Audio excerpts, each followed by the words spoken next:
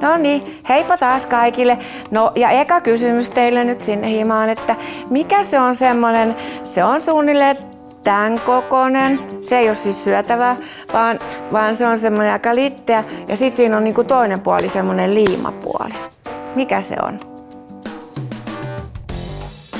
Tämähän on ollut aika sellainen tabu ja vähän semmoinen salattu, ettei kukaan niinku mun mielestä mitenkään julkisesti puhunut, eikä me kirjastosta tajuttu lähteä etsimään jotain niinku näistä vaihdevuosista, vaan itse sitten oli pakko niinku tavallaan tutkia ja sitten kirjoitettiin näistä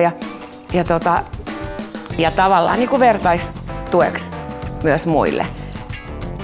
No sitä rupesi sitten miettimään, että joka paikkaan kun lähti, että sellainen vessakartta, että pakko niinku tietää aina, että missä on vessa ja sitten tavallaan niinku ehkä käydä niinku varastoon vessassa.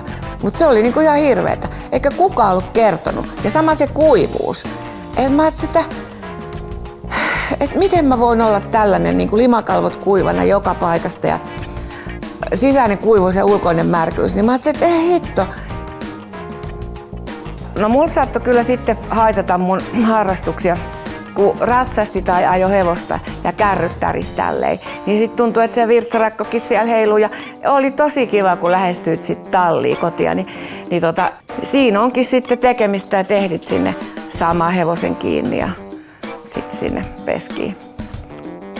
Ihan semmosena rohkaisuryyppynä sanoisin teille, että jos mä nyt on selvinnyt näistä jotenkin ja vieläkin on siis ollut tässä niinku ehkä noin 8 vuotta, niin kyllä niihinkin sitten tavallaan niinku tottuu. Ja sitten on semmoisia kausia, että on vähän hankalampaa ja ei sitten ole niin hankalaa. Mutta että varmaan ne jossain vaiheessa sitten kuitenkin meikäläisenkin jättää. Ja sitten tenaleidejä, tenat mukaan. Niitä pitää olla auton hanskalokerossa ja käsilaukuissa ja aina mukana. Ja silloin jo tietoisuus se, että on mukana, niin pärjää. Kyllä mä ainakin sitten niinku tsemppaan kaikkia.